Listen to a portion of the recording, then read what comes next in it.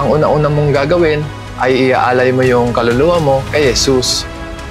Dahil yung mga mangkukulam, ang pakay niyan talaga ay yung kaluluwa mo. So babanggitin mo itong prayer na to para hindi nila makuha yung kaluluwa mo. In the mighty name of Jesus, Jesus, into thy hands I commend my spirit. In the name of the Father, and of the Son, and of the Holy Spirit. Amen. Kapag kinukulam ka at sobrang sakit talaga ng nararamdaman mo, sa tenga mo, sa ulo mo, sa mata mo, sa puso mo, o anumang parte ng katawan mo, ang kailangan mong gawin ay mag-rosary para luminis yung iyong katawan na kanilang tinaniman ng mga unclean spirits.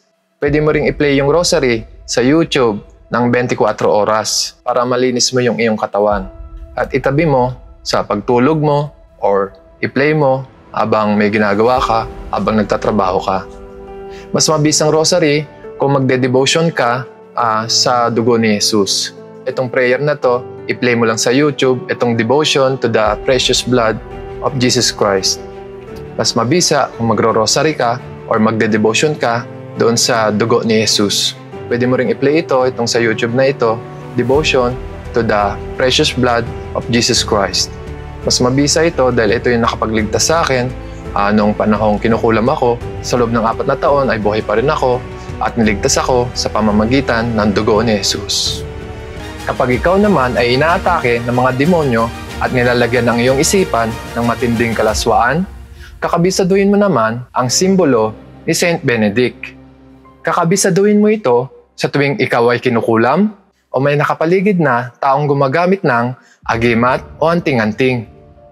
Sa tuwing ikaw naman ay nakakakita ng hubad at nakakaakit na katawan sa iyong isipan, ay kakabisaduhin mo naman ang crucifix.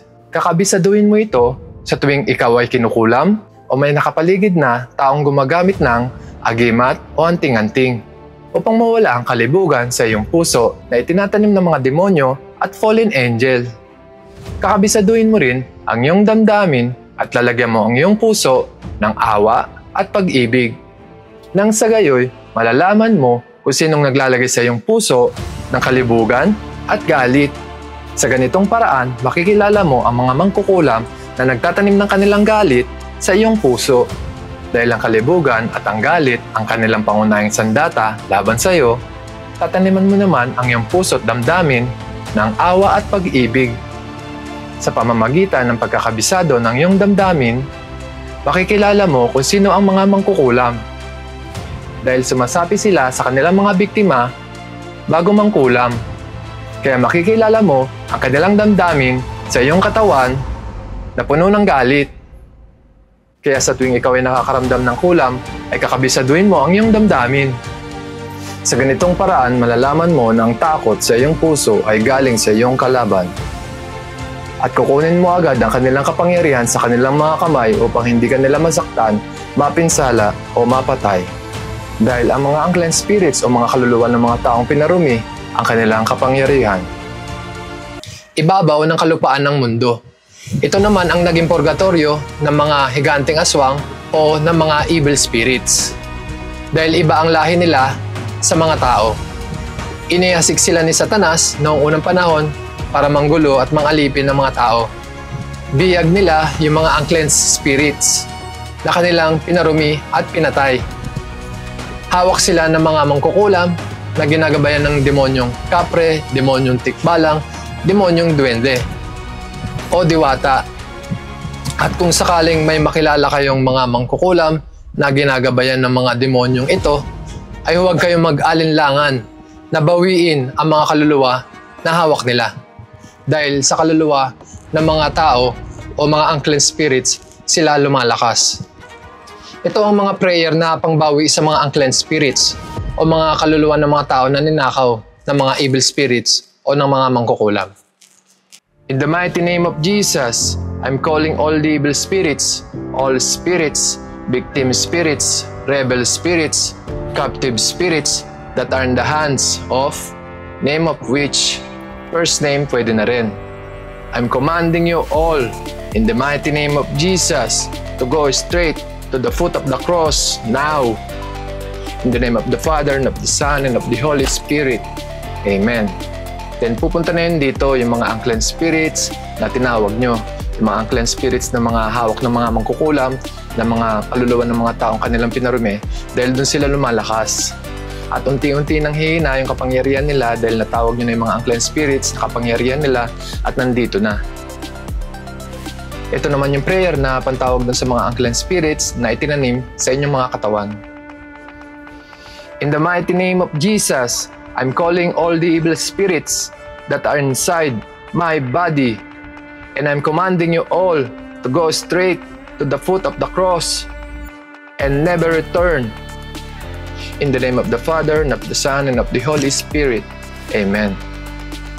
Ito naman yung prayer para dun sa mga pantawag, dun sa mga unclean spirits na itinanim dun sa biktima ng kulam or barang. Magagamit nyo itong prayer na to para dun sa mga kamag-anak yung biktima ng kulam or merong malubhang karamdaman. In the mighty name of Jesus, I'm calling all the evil spirits that are attacking, tapos name ng victim, to possess her, to oppress her, to obsess her. Kapag babae or kapag lalaki, him. I'm commanding you all to go straight to the foot of the cross and never return. In the name of the Father, and of the Son, and of the Holy Spirit. Amen. Then yun, matatawag nyo na yung mga unclean spirits na nasa kanyang mga katawan na umaatake para siya ay bigyan ng malubhang karamdaman. Pwede nyo rin gamitin yung asin at isaboy dun sa ilalim ng kanyang higaan or dun sa ibabaw ng kanyang kisame. Mas mainam kung makakabili kayo ng 1 kilong asin dahil mas marami, mas malakas pangontra dun sa mga unclean spirits. Magagamit nyo rin itong prayer na to para dun sa mga taong mapang-asar or salbahe. Dahil minsan tinataniman sila para gamitin, ipanlaban sa'yo. Dahil minsan ginagawa silang kasangkapan ng mangkukulam para ilaban sa'yo, para ikaw naman ay magalit at magsalita ng mga masasama, ng mga curses, mga mura, mga ganyan, para mahulog ka sa patibong nila. Ito naman yung prayer kung sakaling may nararamdaman kayong kakaiba dun sa inyong mga sasakyan or lumiliko ng kusa or gumagalaw ng kusa yung manibela. Yan. Minsan kasi tinataniman din nila yan. Yung mga mangkukulam, tinataniman nila yung mga sasakyan ng mga unclean spirits para mapahamak yung tao. So, minsan, kailangan din silang i-bless sa simbahan, dalhin nyo rin. Or gamitin nyo itong prayer na to. In the mighty name of Jesus, I'm calling all the evil spirits that are inside this vehicle. And I'm commanding you all to go straight to the foot of the cross and never return. In the name of the Father, and of the Son, and of the Holy Spirit. Amen. Kailangan lang na may crucifix kayo tulad nito na may Saint Benedict. Saint Benedict yung cross. Ayan, kabilaan. Ayan. Pantawag ito para mabawi yung mga kaluluwang kanilang ninakaw. Maaaring yung mga kabarangay nyo or mga kakilala nyo nandun sa kanila, hawak nila yung mga kaluluwa ng mga napatay nila. Maaaring kamag-anak nyo, napatay nila, nakuha nila yung kaluluwa dahil pinarumi nila, makukuha nila yun. So, babawiin nyo sila ngayon para mailigtas nyo, mailipat nyo sila sa magandang kalagayan dahil 24 oras silang inuutusan, itinatanim sa mga bagay-bagay na hindi ka nais-nais, na hindi naman nila ninanais na mapunta doon. So, babawiin nyo sila. Ito yung inyong paglalagyan ng mga unclean spirits na inyong ililigtas. Ang bilang ng mga unclean spirits na inyong maililigtas ay nakadepende kung ilan ang mga napatay ng mangkukulam. Halimbawa, bagitong mangkukulam lang yung nagnanais na pumatay sa inyo dahil natatakawan siyang lumakas, lilima pa lang yung napapatay niya, ay matatawag niyo yung 5 kaluluwa na kanilang napatay, na kanyang napatay.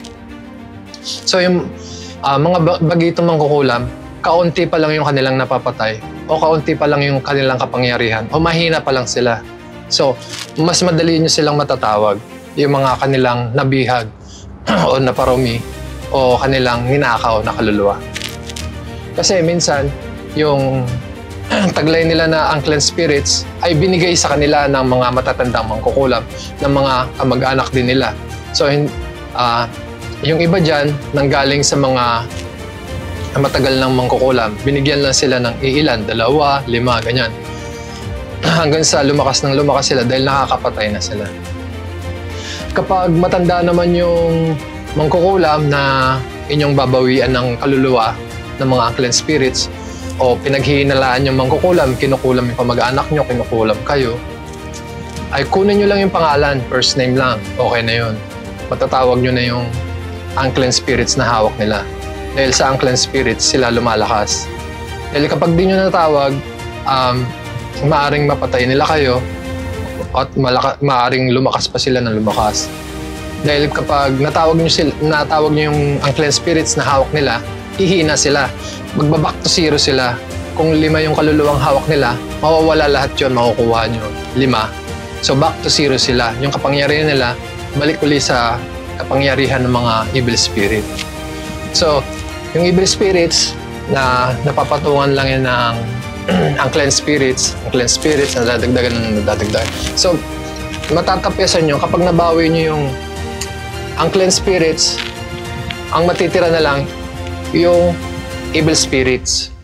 Dahil yung evil spirits, mahirap ilipat yan. Dahil ito yung purgatorio nila. Nandito sila naninirahan sa ibabaw ng kalupaan. Hindi nila purgatorio yung karagatan. So, na ating paglilipatan ng mga unclean spirits. So, yung mga unclean spirits na ating babawiin, ililipat natin sa karagatan. Tapos, yung mga evil spirits, may iwan yun, hindi natin maililipat sa dagat dahil ito yung purgatorio nila. So, may iwan yun sa mga mangkukulam. Kapag matanda yung mangkukulam, makakakuha kayo ng umaabot ng 30 kaluluwa. So, bukod pa yung mga kaluluwa na kanilang nakareserba sa mga agimat na itinatago nila talaga na kung sakaling mawalan sila ng kaluluwang hawak, meron silang reserba. Itinatago nila sa kanilang mga banga or sa mga treasure chest. Kaya minsan makakailang ulit kayo bago kayo makaubos ng mga kaluluwa ng mga hawak ng mga mangkukulam. So yung mga baguhang mangkukulam, mas madali lang silang maubusan ng kapangyarihan dahil onti pa lang sila. Wala silang reserbang agimat or wala silang reserbang anting-anting na itinanim nila yung mga kaluluwa doon. So, yung mga matatandang mangkukulam, pinag-isipan nila talaga itong mga bagay na ito na kung sakaling mawawalan sila ng kapangyarihan, ay meron silang mapagkukunan na treasure chest o yung mga anting-anting o agimat. Dahil doon nakatago yung mga kaluluwa ng mga kabarangay nila na kanilang kasamaan sa pagpaparumi, naging kasamaan din nila na nakisama sa kanila, pinapatay din nila, tapos ilalagay nila sa agimat. Kapag natawag nyo na, nandito na sila, patutugtugan nyo ng Saint Benedict prayer. Ito yung pinapatugtog ko sa kanila. Ayan.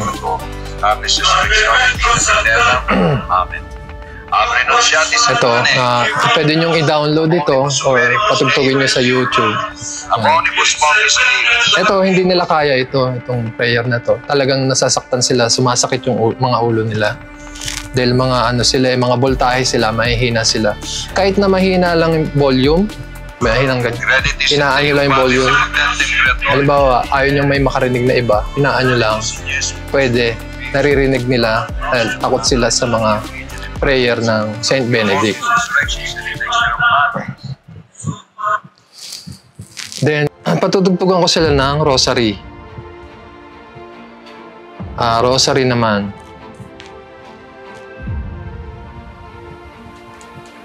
Pray for us sinners. Yan. Ito, rosary. So, patutugtugan ko siya. Itatabi ko lang to doon sa crucifix. So, maririnig nila ito. Tapos, hindi kasi sila pwedeng maging marumi kapag inilipat mo doon. Hindi sila makakalipat. Kailangan at least malinis mo sila bago mo sila mailipat sa karagatan. Once na maihagis mo na sa dagat, wala na silang magagawa. Ang sinasabi ko na lang sa kanila, kapag nagsalita sila ng masama, palalabasin sila doon, babalik uli sila dito sa purgatorio ng mga evil spirits at aabusuhin uli sila talaga. So yung ibang mga kaluluwa naman, umiiyak sila, mga kaluluwa ng mga nabiktima lang na walang kinalaman sa mga ganitong mga bagay. Wala silang alam na mapupunta sila sa mga agimat, sa mga mangkukulam. So umiiyak sila talaga. Sa mga asin, umiiyak sila. Hindi nila kaya yung asin. Kahit isang butil na asin. Dahil maliit lang sila. Dahil 0.02 volts na lang sila. Gano lang sila kaliit. So gano'n ang takot nila sa asin, sa mga prayer. Gano'n yung sakit na nararanasan nila. So yung ibang mga unclean spirits na bihag ng mga mangkukulam, ng mga evil spirits, mababawi nyo. Kahit sinong mga taong hindi nakakaalam ng mga ganitong bagay, ay mapupunta sila sa kamay ng mga mangkukulam kapag sila ay namatay. Dahil yung mga nando sa anting-anting o gimat, nagsasalita yon. Mga unclean spirits yun, mga evil spirits yun, mga masasama. So nagbabanta yun. Kapag sinuot mo yun, bagbabantaan ka ng mga kaluluwang nandun. Mga evil spirits, papatayin ka, ganyan, pagbabantaan ka, ganyan-ganyan. Pero sa totoo lang, mga 0.5 volts lang sila. Yung unclean spirits, matatapang. Pero ang voltahe lang nila, 0.02 volts. So kapag nagsuot ka ng agimat, inalok ka ng mangkukulam na suotin mo yung agimat para hindi ka tablan ng bala, delikado. Pag sinuot mo yun, maririnig mo yung boses ng mangkukulam o ng evil spirits o ng unclean spirits. Tapos pagbabantaan ka na, hindi mo na mapuhubad yung agimat na yun dahil matatakot ka na. Tapos kapag namatay ka pa sa World War III, mapupunta ka pa dun sa agimat, sayang lang. Huwag kang magpapakarumi sa salita or magpapakarumi sa gawa. Dahil yun yung nagpapakarumi sa ating mga kaluluwa. Kaya mas bumababa yung ating antas sa antas ng mangkukulam. Dahil yung gawain ng mangkukulam, kapag may bibiktimahin siya, kailangan niyang mas masahol yung biktima niya. Kailangan umangat siya, mas masahol yung biktima niya para kapag napatay niya yon, makukuha niya yung kaluluwa. So ganun ang nangyayari, kaya kailangan nilang parumin. So mag-iingat talaga tayo na maparumi ka sa salita o maparumi ka sa gawa. So makikita mo sila, tumpok-tumpok na yung agimat nila. Dahil ganun karami yung mga kabarangay na naloko nila, mga taong naloko nila. Ngayon, tumpok-tumpok na. Ito ang prayer para makalipat sila sa purgatorio sa dagat. Hihingi tayo ng tulong kay Jesus. Kailangan mag-rosary pa rin kayo at manalangin kayo kay Mama Mary. Humingi kayo ng tulong na magawa nyo itong prayer na maging successful. Ito yung prayer. In the mighty name of Jesus, Angel of the Sea, please accept these evil spirits that are in the foot of the Holy Cross and never let them to return under the control of the angel of the land. Dear Holy Spirit, please guide them through your power to transfer from the angel of the land to the angel of the sea. In the name of the Father, and of the Son, and of the Holy Spirit. Amen.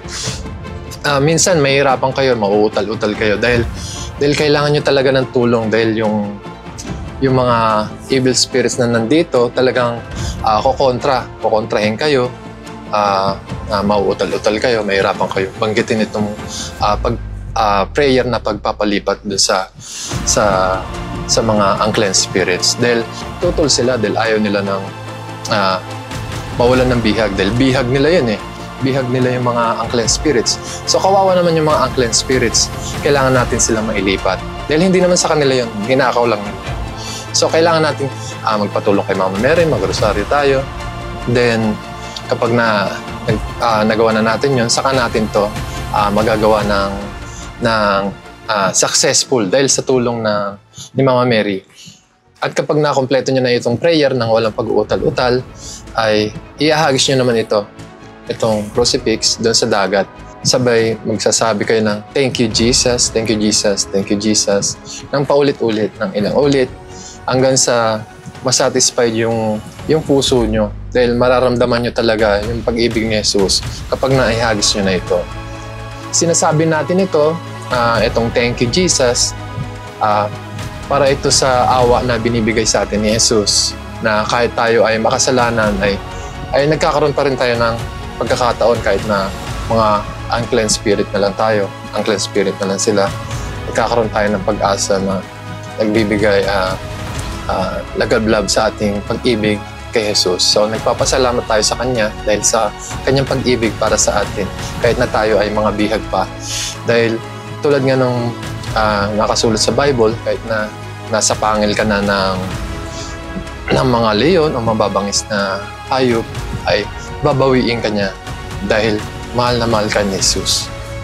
After nito, nahagis nyo to, halimbawa nahagis nyo na yung crucifix, ililipat nyo naman yung mga kaluluwa na nagtatago sa katawan ninyo para wala makalusot. Meron man o wala. Magandang itong prayer na to kapag maligo kayo sa dagat at tuwing mahal na araw, ganyan. Ipiprayer nyo to para yung mga nagtatago sa katawan nyo na nanlilin lang sa mga paniniwala nyo, sa mga isipan nyo, pwede nyo itong gamitin. Halimbawa, meron kayong mga paniniwalang mga kamatayan, mga ganyan. Kadalasan mga evil spirits yan, mga unclean spirits yan, yung mga nagbibigay sa inyo ng mga death threat, mga ganyan.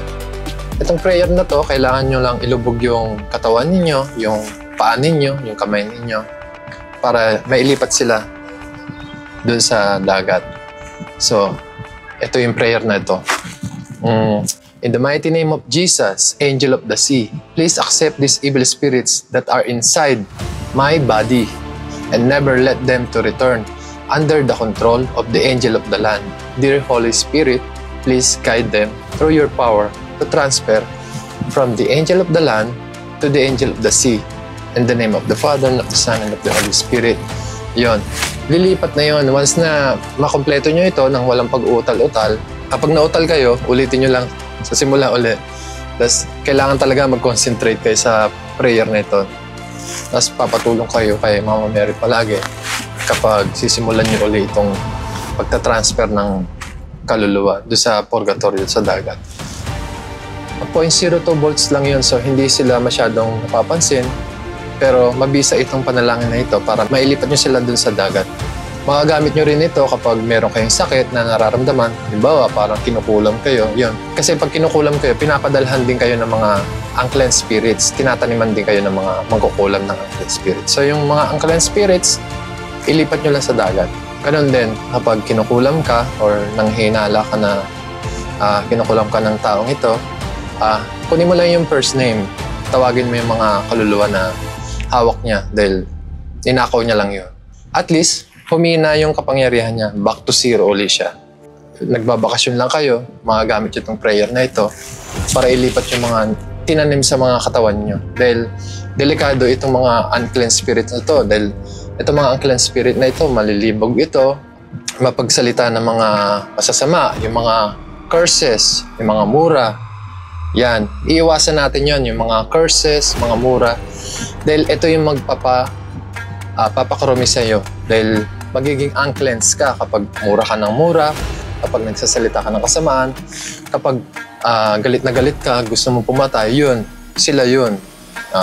Nataniman ka, ibig sabihin, kailangan mo silang kubarin, kailangan mo silang iwaksi, kailangan mo silang alisin sa inyong katawan. Ganyan yung pamamaraan nila para madamay ka.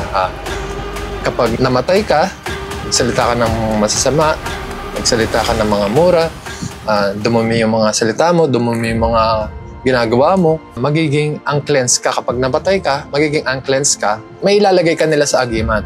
Ganun yung pamamaraan nila. So, kailangan natin, sa umpisa pa lang, pag tinataniman ka na nila ng mga masasamang salita, nakakaramdam ka ng bigat sa iyong katawan na parang kinukulam ka, eto, pumunta ka lang sa dagat, banggitin mo lang itong prayer na ito, patulong ka kay Mama Mary. Dahil hindi mo kakayanin ito nung walang katulong.